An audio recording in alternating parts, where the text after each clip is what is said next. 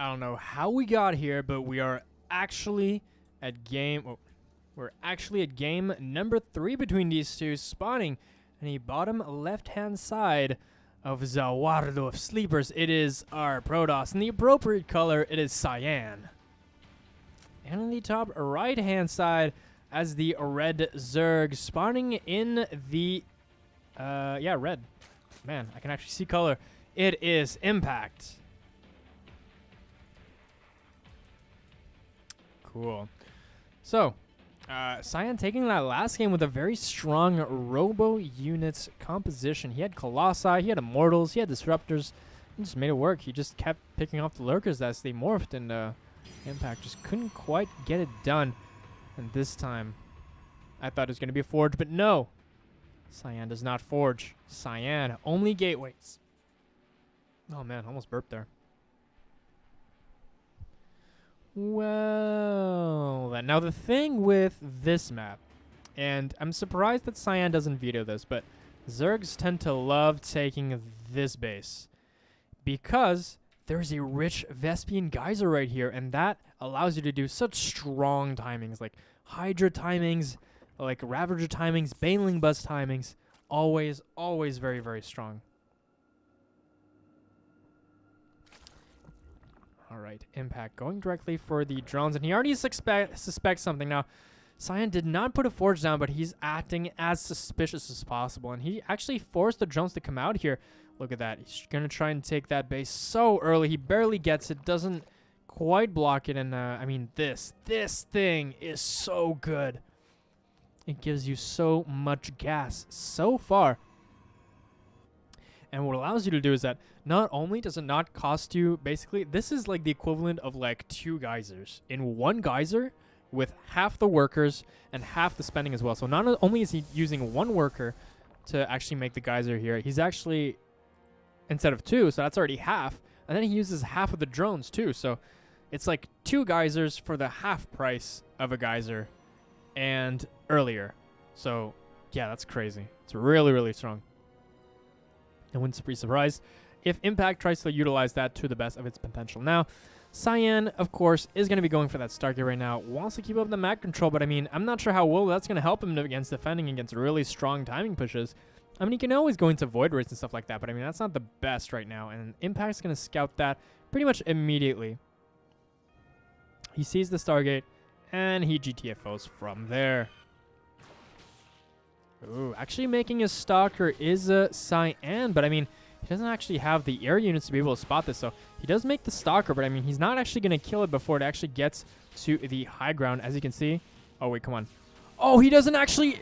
Oh, no way! Impact, you actually lost that one. He doesn't actually properly put it over the pillar. No. A little bit of supply block there, but... You know what? Can't be too tilted. Ooh, that's going to be a nice pickoff if he gets it. No, he doesn't get it. He almost loses the Adept, though, which is kind of risky, I'm not going to lie.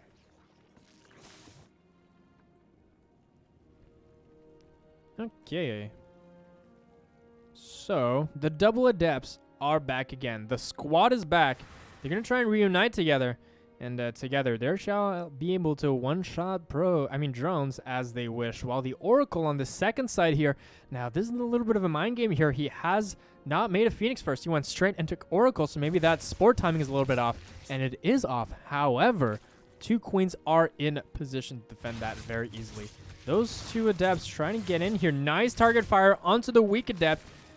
He might actually have gotten it. Oh, no, come on. Oh, he didn't even need to lose that, but he totally did. The second Oracle, though, trying to get a few more drones, but it's so difficult. He's just not able to get them. He actually loses the Oracle, and that is huge right there. For how many? 4 drones in total for an Oracle and 2 Adepts. Now, the second Oracle can try and go back into the natural here, get a few more drones. He's going to get 3, I think. Oh, he didn't quite target fire nice enough. And he barely gets out with 7 HP left. Not quite. The third base has been established for Cyan. Is not quite finished there yet, but he is using these Adepts to actually take out the Lynx. And the thing is, if you take out drones, then, you know, Impact is not going to really replenish them with more links. So that allows you to really take that third base a lot easier. So in a way, killing economy allows you to safely expand in a way. Lots of queens here. That's already 5 queens together just trying to defend this. And I mean, there's no spore, and these are completely out of position. And now they're completely in position. Very, very cool.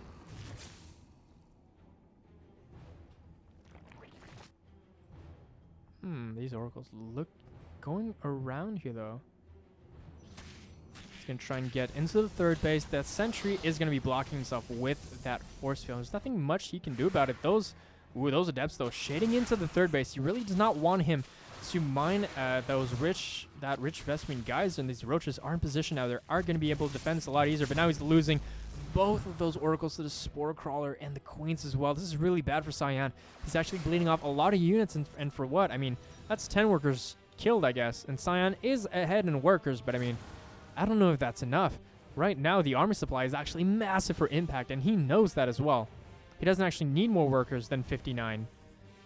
He has the rich Vespene Geyser, and he can do whatever he wants from this position. He's only going to send in the links, though. Just wants to scout if he can do anything, but he's actually playing quite conservative right now. He actually does not want to move out until his roach speed finishes, and so how it goes from there. He does defend these adepts once again, getting a total of 13 drones, but Impact is still ahead. He is still ahead. Double pumping those immortal bad boys. And that's going to help a lot versus this very roach-heavy tech that Impact is doing right now, although, you know, Impact might morph them into Ravagers with all the Vespene gas he's going to acquire. Look at that. He's already at like 400 bank, and that's really rare, especially when you're going Hydras with upgrades. But, yeah, we'll see how that works out. He does have 4 full health shield batteries. And I think those links are going to want to try and poke in here, trying to get off as much out of the shield batteries as possible. Only gets a few. He warps in really quickly, and he sees that he is back to Disruptor Tech. Now, if this was researching, this would highly, highly mean Colossi, but he does see that it's not researching, and therefore he can absolutely deduce that it's going to be Disruptor Tech. And Disruptors are the right choice, in my opinion, versus a very Roach Hydra-heavy composition. Now, versus a Ling Hydra composition, the Colossi are extremely powerful, but against Roach Hydra, when everything is very slow, it's going to be very difficult to dodge those shots, and he's going to be able to take out a lot with that as well. 1 Disruptor's here. Nice shot on the Hydras there. That was a beautiful shot. He takes out a lot of the Hydras out. Can try and target fire maybe a little bit that Disruptor, but I mean, the second one is here now. He can fire the shot whenever he wants, but he's going to have to hold on to it as much as possible. He doesn't want that cooldown to be... he doesn't want that spell to be on cooldown when he doesn't want it to be. Okay, this Link kind of scouting around. He wants to know where the army is. That Adept by itself is going to maybe pretend that that the army is down here, but when in fact it's going to be more towards third base. And that's what he's guessing, but no. Impact is quite unpredictable. He's going to want to follow this War Prism. He actually catches it with the Hydras. That's a very strong move. Gonna go into those lurkers again as well, and Disruptors just keep on going. He's finally getting War Prism speed as well. He wants to be able to dart around with that War Prism a little bit better, because I mean, that just got caught by Hydras. However, if it did have speed, he would not have lost that at all. Little maybe engagement here in the middle of the map. Middle of the map. Gotta be really careful here. He can't fight split like this, but I mean, these Zerglings are just waiting for a counterattack to happen. But I mean, this is so well fortified. Look at this SimCity.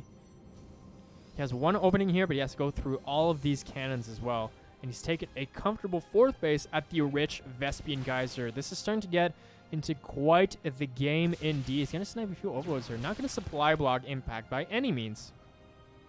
But a drop is loaded into the bottom side, and he wants to try and hit the top while hitting the bottom as well. And he's going to really quickly realize that this attack is not going to be successful. He's going to try and hold position as he walks into the main base. Can he get this +2 upgrade, though? That would be really, really strong. He does recall and does Cyan, and he's just going to get on out of there while he tries to push the 3rd and the 4th base at the same time. These attacks are highly coordinated together.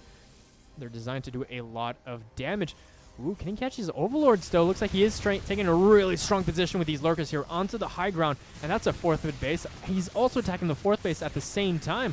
So he's taking care of the 3rd and the 4th at the same time. And I mean, these disruptor shots are really, really strong, but they don't quite kill those lurkers. I mean, it's going to take a lot of disruptor shots to be able to take care of this. It's a rad tag squad of units, but he can always load up. Maybe, potentially. Oh, yeah, nice. Nice. He dodges it with the Overlords and then drops it back down to deal with the army. He's not going to kill it, but it was as cost efficient as he can be. And these lurkers, there's so many lurkers right now. He has the Observer, and bam, that Observer was sniped there by the Hydras. And now, no detection. There's nothing he can do except disruptor balls right now. He's desperately scrambling for more Observers, as he needs to be able to detect these lurkers. Otherwise, he is in big trouble. And he finally takes out that 3rd base, and all of them are going to go to the 4th base right now, so it's not that bad. He does stay on a 3-base economy, and that was a random-ass shot, but nice. He does get 2 lurkers there, but his battle is far, far from over. He needs to keep getting more Observers and not losing them. It's very, very important. But if those Hydras can keep on sniping those Observers, that's all that matters, and he has a really strong contain right now. Okay, so that's 1 hit, takes care of 1 lurker and half of another one. And that Immortal just boops that one out of existence. Okay, that one whiffs quite a little bit. He needs to be careful. He doesn't want them to go on cooldown when they don't need to. He needs really good disruptor shots, and those were very, very okay. They killed 2 units, very nice splits out of impact, and he's closing in with those lurkers. He's going to try and choke him to death. He actually doesn't have an Overseer right now, so this Observer is free to do whatever he wants. And yeah, so far, Impact is continually reinforcing. These Changelings, though, are a little bit in Cyan's legs, you could say.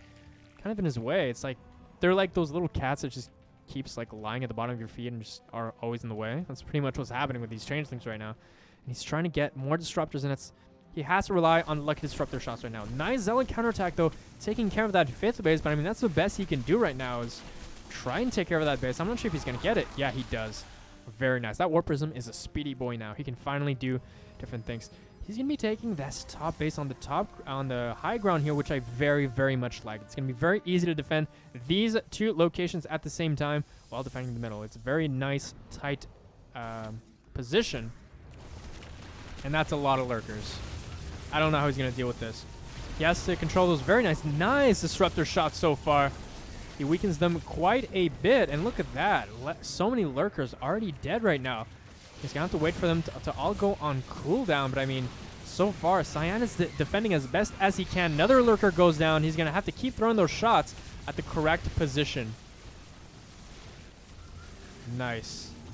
Boom, boom. Almost is done with those lurkers as well.